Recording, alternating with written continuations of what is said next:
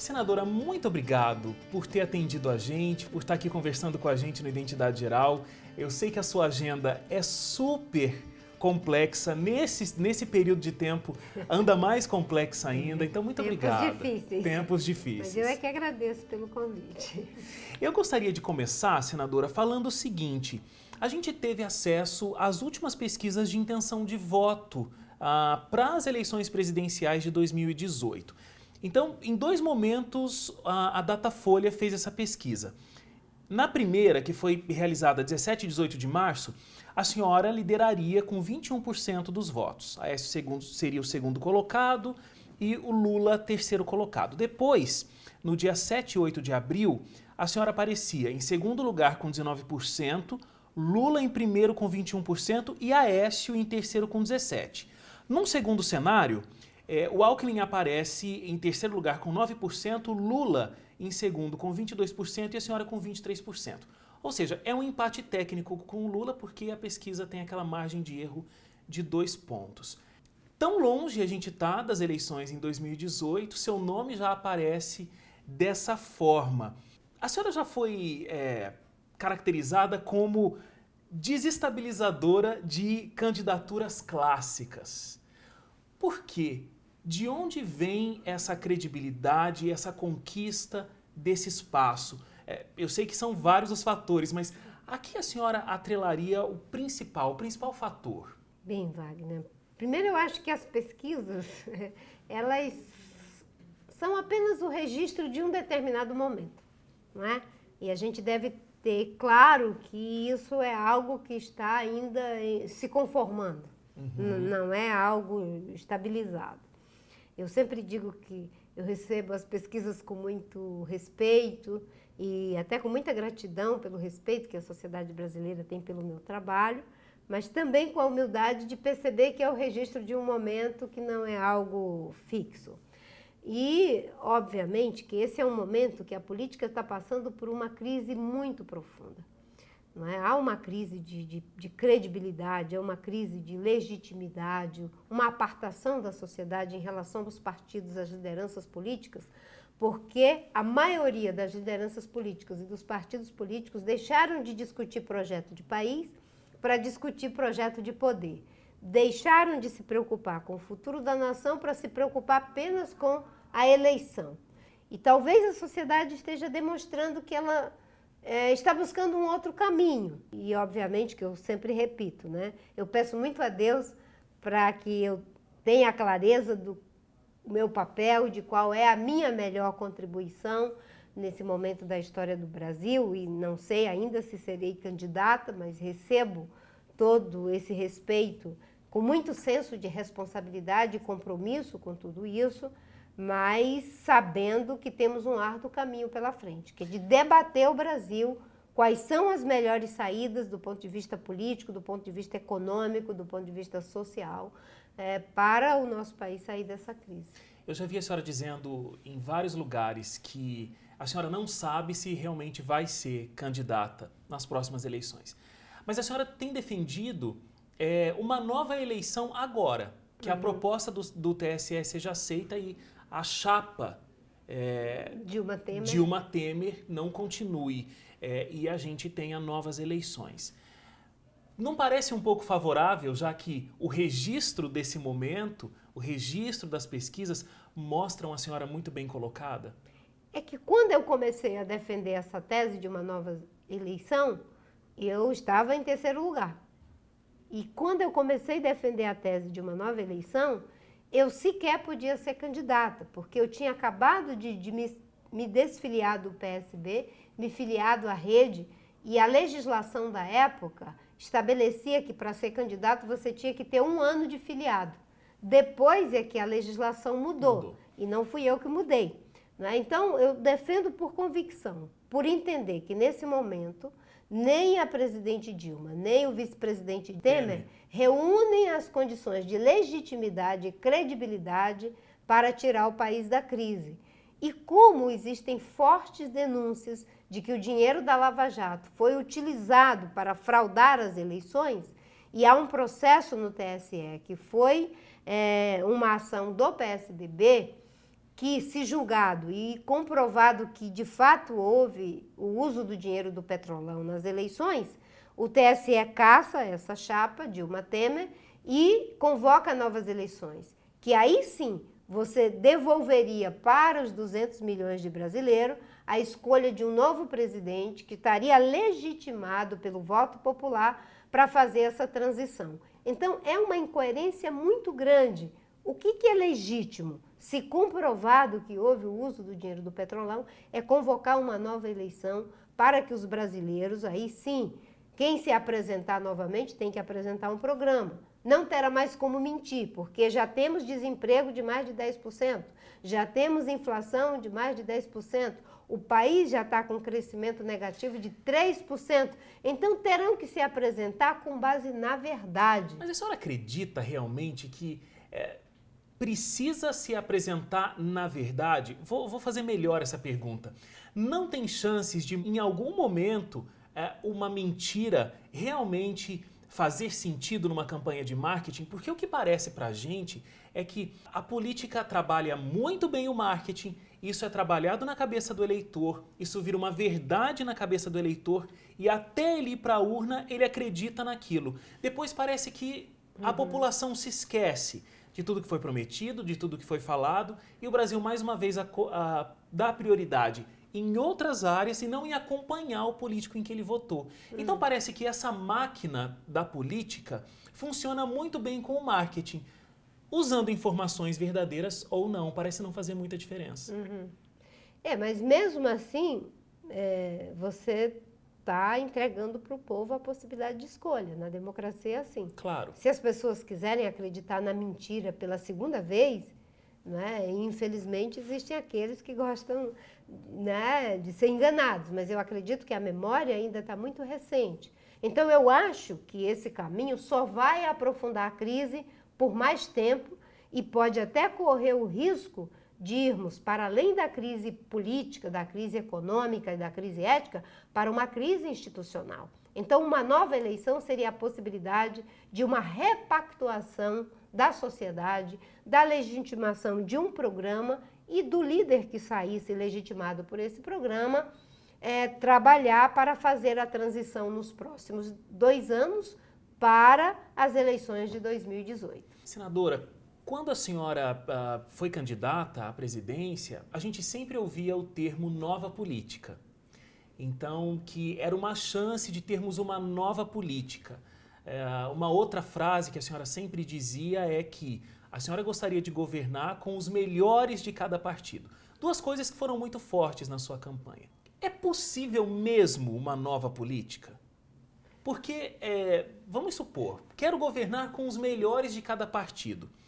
Mas mesmo assim, os piores de cada partido, os medianos de cada partido, eles vão estar por aí também, desempenhando as suas funções na máquina pública. É possível só com os bons? É possível realmente, na força de uma presidente, com algumas pessoas, fazer uma nova política? A gente não tem um ambiente no Brasil de muita contaminação, de muita corrupção, que seria impossível conseguir se implantar uma nova forma de fazer política?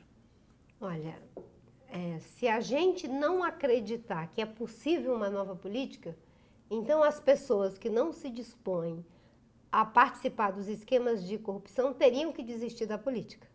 E eu acredito que é possível, sim, uma nova política. Eu acredito que é possível governar com os melhores de todos os partidos. Pessoas boas existem em todos os partidos e pessoas erradas, incorretas também existem em todos os partidos. O problema é que hoje, os que são os melhores, a maioria está no banco de reserva.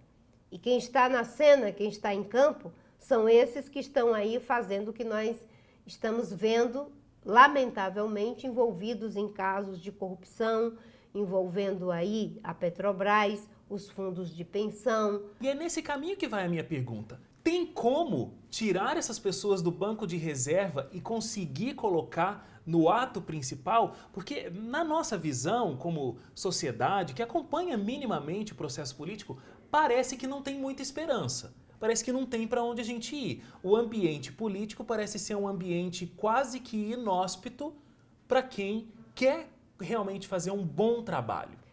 Eu acho que o cidadão que está vivendo essa experiência de descrença tem um exercício a fazer.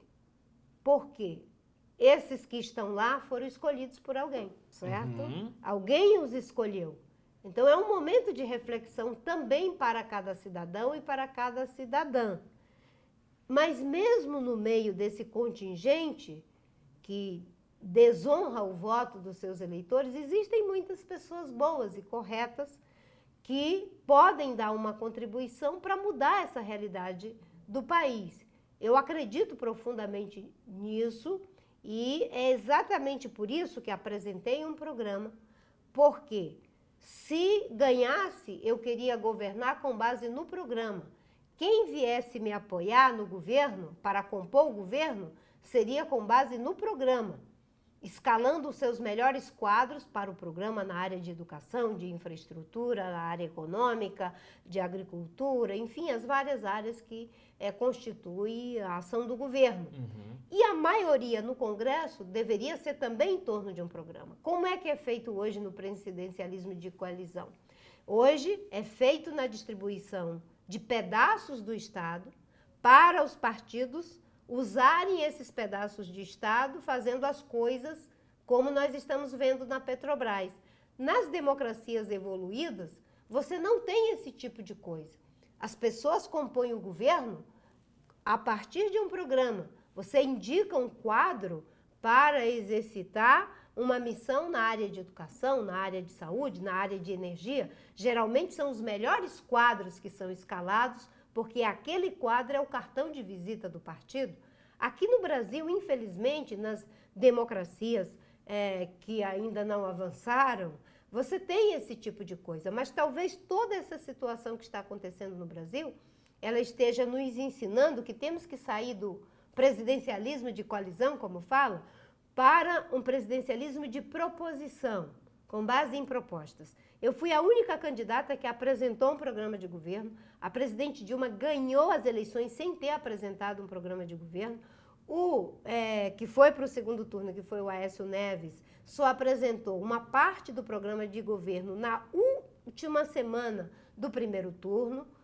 E um país como o nosso, que era a 8ª economia do mundo, que tem 200 milhões de habitantes, que tem riquezas naturais incomparáveis, um parque industrial que hoje está sofrendo consequências graves, mas que é relevante no contexto de uma economia emergente. Então, eu acredito que agora nós temos que sair do velho presidencialismo de coalizão com base em distribuição de pedaços do Estado para, pelo menos, uma espécie de presidencialismo de proposição, em que o programa é o contrato de trabalho do presidente, o programa é o contrato de trabalho dos ministros e o programa é o termo de referência a partir do qual a sociedade fará suas cobranças ao governo. Em 2014, quando a senhora ficou em terceiro lugar nas eleições do primeiro turno, ficou aquele suspense. Quem é que a Marina Silva vai apoiar a candidatura no segundo turno? E depois de um tempo, a senhora veio, depois de acertar alguns detalhes com o Aécio Neves, veio o seu apoio a ele. Isso não é velha política? Porque assim, nos debates, quando a senhora estava apresentando o seu plano de governo, agora a senhora me disse que o Aécio apresentou parte de um plano de governo, não um plano completo como a senhora apresentou nas eleições. E aí a senhora vem e coloca o endosso na candidatura dele, por que isso não é o mesmo formato da velha política? Essa é uma exigência que o partido fez e a senhora teve que aceitar? Por que o apoio a ele? Bem, em primeiro lugar, o partido nem queria que eu o apoiasse. A rede, ela deliberou que seria voto branco, voto nulo ou o apoio a Aécio dos que quisessem apoiar, mas eu fui individualmente apoiar o Aécio. O partido não me exigiu isso. Em segundo lugar, a velha política não é você discutir um programa, como eu fiz. Eu só declarei o apoio a Aécio depois de mais de uma semana, quando ele lançou a Carta de Pernambuco, se comprometendo com a defesa do meio ambiente e do desenvolvimento sustentável, a reforma agrária, a demarcação da terra dos índios, inclusive não permitir que tirasse o poder discricionário do Executivo para a criação e demarcação de terras indígenas e desse para o Congresso, porque se fizer assim nunca mais vai se criar uma terra indígena, porque lá tem 513 deputados, não tem um índio, e a maioria são contra a luta dos índios. Depois dele assumir o compromisso de que iria manter as políticas sociais relevantes, como o Bolsa Família, a questão do FIES, do Pronatec, do Minha Casa Minha Vida. Isso é nova política. Isso é dar apoio em função de um compromisso. E olhe que não foi nem um compromisso comigo, foi um compromisso público que ele fez em Pernambuco com a sociedade brasileira. A velha política é você ir negociar ministérios, não é negociar projeto de país, é negociar ministérios. E quando eu declarei o meu apoio, as pessoas diziam, mas demorou muito, os seus eleitores já foram todos, 75% dos meus eleitores já estavam apoiando o Aécio quando eu declarei o meu voto. E as pessoas diziam, você tem que declarar logo para que pareça que os votos foram, porque foi você que levou. E eu dizia, não, eu não vou fazer isso. Isso é velha política. Eu só vou declarar o meu voto depois que ele se comprometer publicamente com as propostas que eu acho que são relevantes para o Brasil. E mais ainda, porque você não é dono do voto das pessoas. Não existe essa história de transferência de voto. O voto é do eleitor, o voto é do cidadão. Você manifesta o seu voto, a sua escolha. E, obviamente, que aquilo pode ajudar ou reforçar ou não, mas você não pode tratar os votos que as pessoas lhe deram como se você ficasse com ele numa cesta para ir dar para outra pessoa. Isso é um desrespeito com o cidadão. Então, para mim, a nova política, ela é mudança nas estruturas, nos processos, na visão da política, mas principalmente na postura. Eu acho que é a mudança de postura que vai, inclusive, fazer mudar as estruturas. Eu sei que essa minha pergunta é um pouco complicada agora, porque é difícil a gente fazer conjecturas do tamanho que eu vou perguntar, mas a senhora acha que se tivesse sido eleita nas últimas eleições, a gente estaria passando por essa crise que a gente está passando? Porque essa crise não começou agora também, nesse segundo mandato da presidente Dilma, né?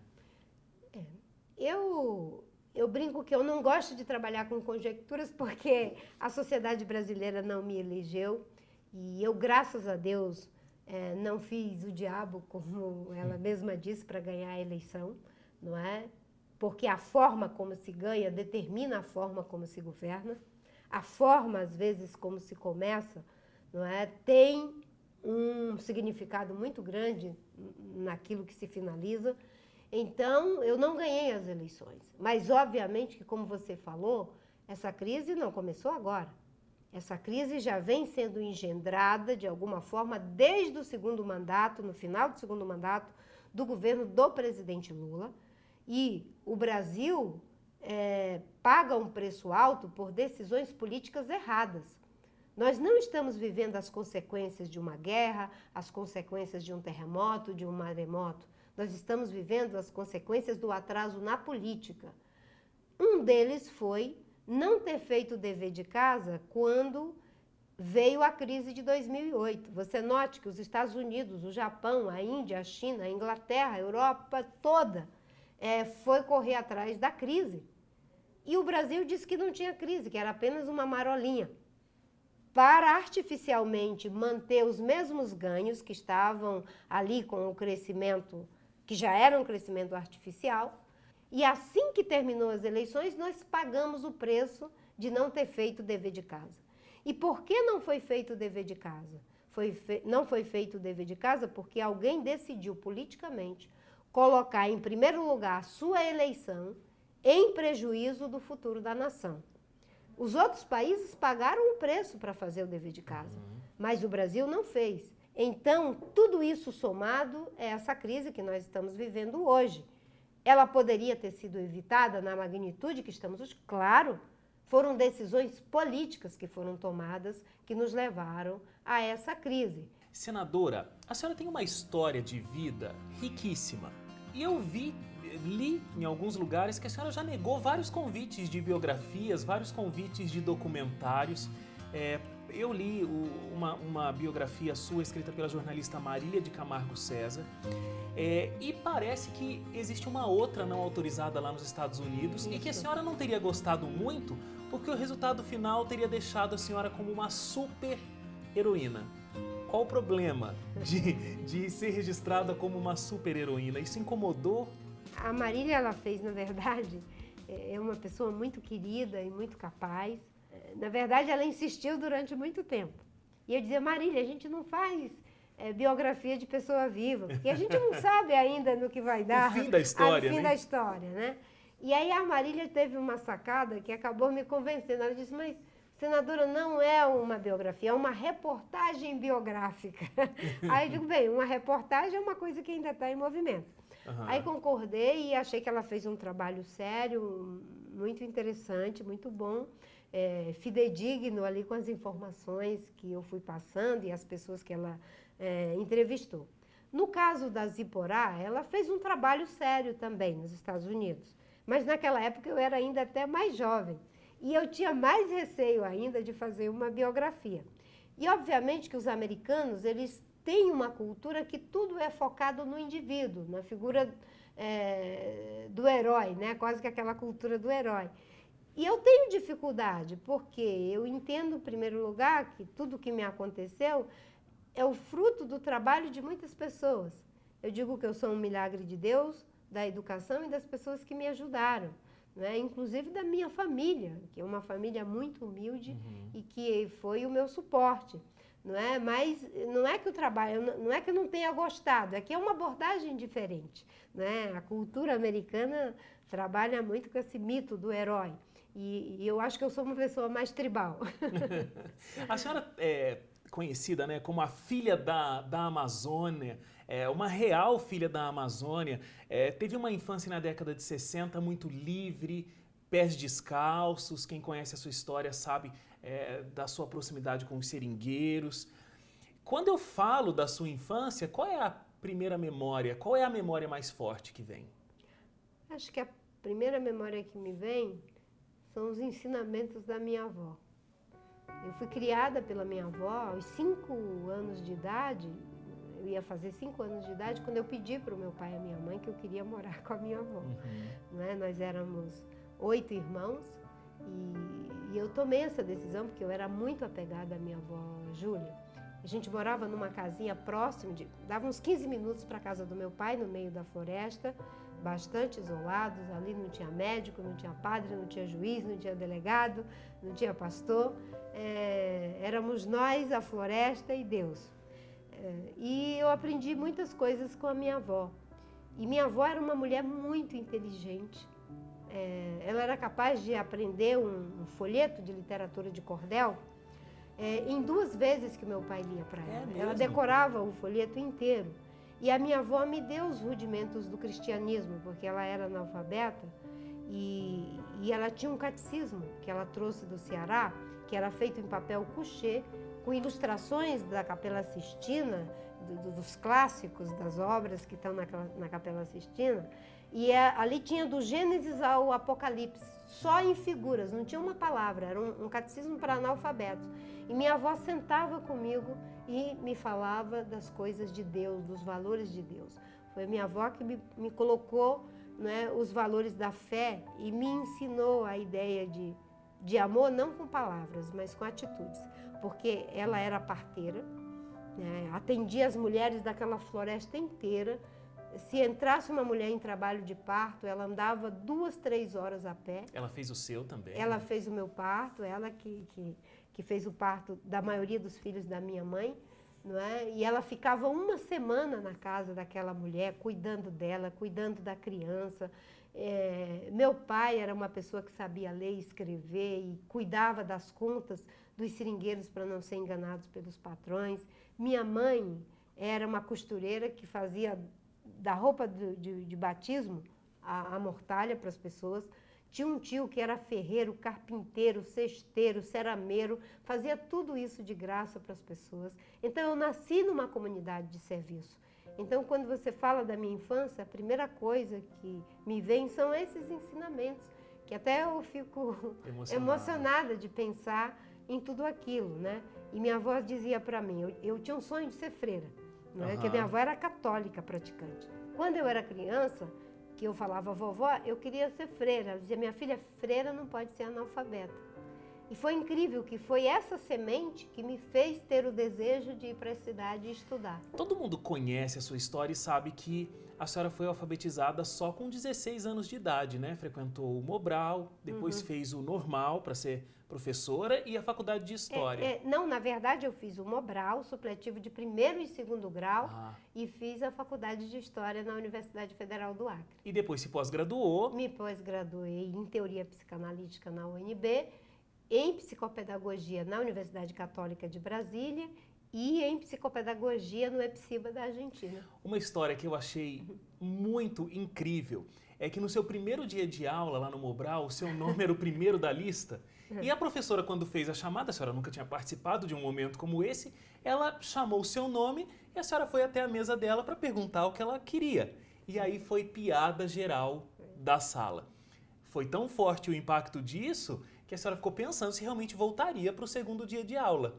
E o que eu achei interessantíssimo é que a senhora falou, eu não vou deixar de voltar porque eu não quero ficar conhecida como a abestada. Eu quero ir lá e mostrar realmente que eu posso aprender. Foi uma experiência traumática no meu primeiro dia de aula, né? Que a professora não teve uma abordagem pedagógica muito adequada comigo, mas foi muito importante ter enfrentado o meu medo, a humilhação que eu passei, né? Porque no final do ano, dos 46 alunos, só 3 passaram no provão. E eu era uma das 3. Mas com aquele certificado que equivalia ao 4º ano primário da educação integrada, não é? Eu consegui convencer as freiras a me deixar entrar na 5ª série. Certo? E entrei na 5ª série, quando eu estava na 6ª série, eu fiz as provas do supletivo do 1º grau, passei em todas. E quando eu estava na 7ª série, eu fiz as provas do supletivo do 2º grau e passei em todas. Só que aí eu fiquei doente em 79, tive uma segunda hepatite, aí tive que vir para São Paulo, fiquei aqui mais de 3 meses. Foram quantas vezes malária? 5 vezes malária 5 e vezes. 3 vezes hepatite. Eu li 5 vezes e fiquei com medo de dizer aqui porque é um número tão grande que eu pensei que estava errado. Não. 5 vezes malária e 2 vezes hepatite. 3 vezes hepatite. 3 vezes. E a senhora recebeu 3 diagnósticos de morte muito certos por médicos diferentes em momentos diferentes da vida. A primeira vez, acho que foi a situação mais dramática, porque eu estava com hepatite, morando ainda na floresta, e passou os guardas que fazem a borrifação da malária para matar os mosquitos, que eles passavam a cada 6 meses. E eles deram remédio para a malária. E o meu pai me deu remédio para a malária, que é quinino. O quinino já faz um estrago enorme no fígado. Agora imagine uma pessoa com hepatite tomar quinino. Então eu quase fui a óbito. E foi isso que me fez ir para a cidade, porque eu fui para a cidade para cuidar da saúde, porque eu já não conseguia mais trabalhar, ajudar meu pai na extração do látex, na nossa roça de subsistência, cuidar da casa.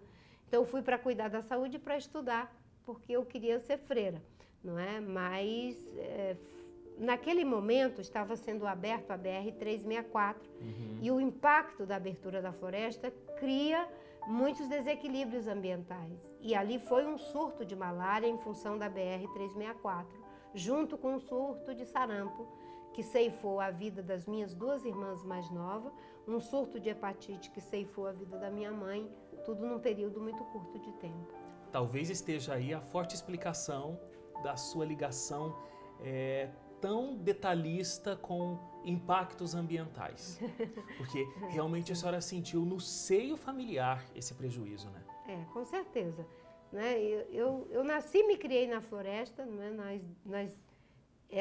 Meu pai era seringueiro, então era uma vida de extração do látex e da castanha, então a floresta era o que nos provia de tudo que necessitávamos para viver. Mas eu aprendi a desenvolver um amor muito grande pela natureza, e eu sempre digo que é incoerente nós que somos cristãos dizermos que amamos o Criador se não respeitamos a criação.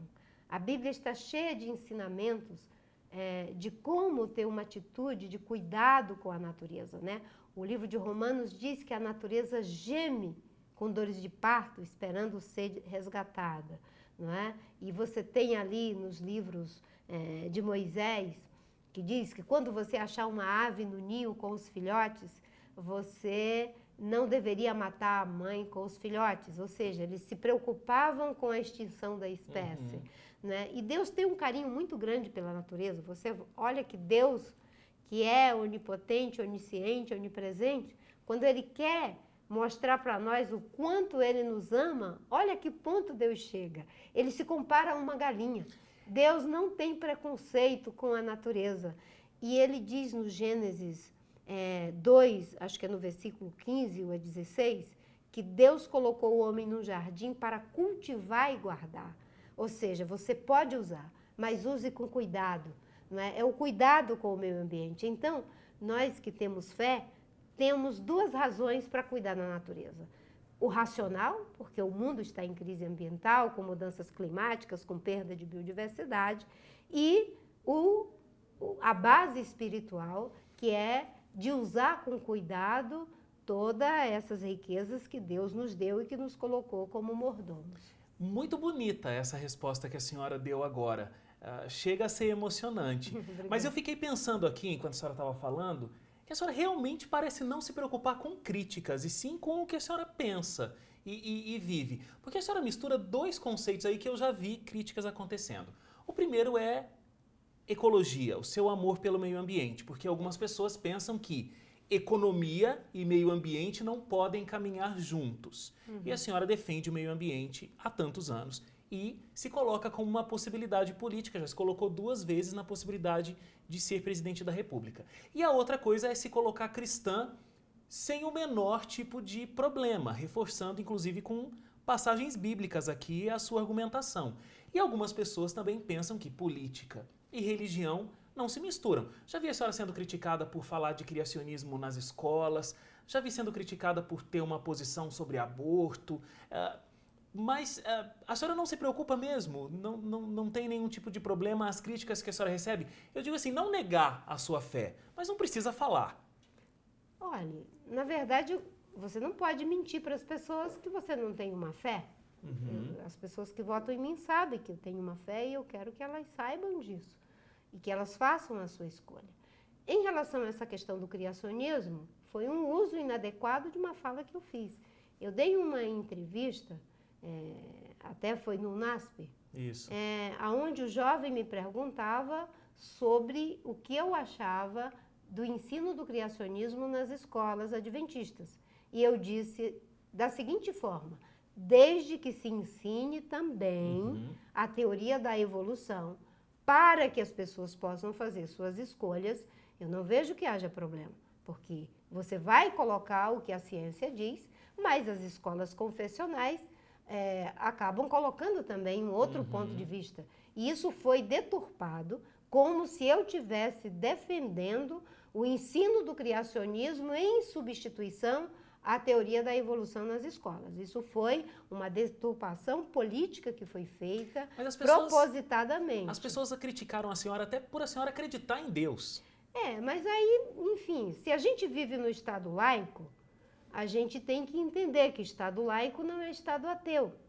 O Estado laico é para defender o ponto de vista e o direito de expressão de quem crê e de quem não crê. O que nós não podemos é abrir mão do Estado laico para transformá-lo em Estado teocrático, porque ninguém vai impor aos que não creem, por lei humana, os valores da fé, e nem também vai se impor aos que creem, por leis dos homens, os valores daqueles que não creem, para os que têm a sua escolha de crer. Eu defendo o Estado laico, dizendo sempre que o Estado laico não é Estado ateu, e de que não se pode fazer nenhuma discriminação quando você está à frente de uma função pública para quem quer que seja, nem para quem crê, nem para quem não crê, né? O Estado é para atender os interesses de todos os cidadãos sem nenhum tipo de discriminação. Qual é o maior sonho da Marina Silva para o Brasil? Olha, o meu sonho é que o Brasil possa ser um país economicamente próspero, ambientalmente sustentável. Porque combina, as duas coisas podem andar juntas. Pode. Economia e ecologia hoje fazem parte da mesma moeda. Não há uma separação entre proteção do meio ambiente em oposição à economia. Hoje se trata de integrar economia e ecologia. Esse é o desafio da humanidade no próximo século, nesse século, e é isso que 193 países acordaram agora em Paris que vão fazer. Todos os países estão buscando reverter o problema do aquecimento global, e isso só é possível se juntar economia e ecologia numa mesma equação. Então, que o Brasil seja um país economicamente próspero, ambientalmente sustentável, culturalmente diverso, o respeito à diversidade. Inclusive, o Brasil é um país de grande diversidade cultural. Nós temos ainda 280 povos que falam 180 línguas diferentes. Então, o respeito à diversidade é fundamental, né? E que seja também um país politicamente democrático. Então, esse é o meu sonho para o Brasil. Acho que nós temos que ter crenças de que esse país, que já é gigante pela própria natureza, passe a ser gigante pela natureza das decisões que tomarmos, usando com sabedoria os nossos recursos naturais para gerar emprego, para gerar riqueza, qualidade de vida, mas sem destruí-los, sem levá-los às últimas consequências, como nós estamos vendo acontecer no mundo hoje. Senadora, muito obrigado mais uma vez pelo seu tempo. Espero que Deus abençoe Amém. a sua carreira, a sua vida política, A minha família. a sua família também, e que esse sonho se realize. Amém. Obrigada. Eu que agradeço.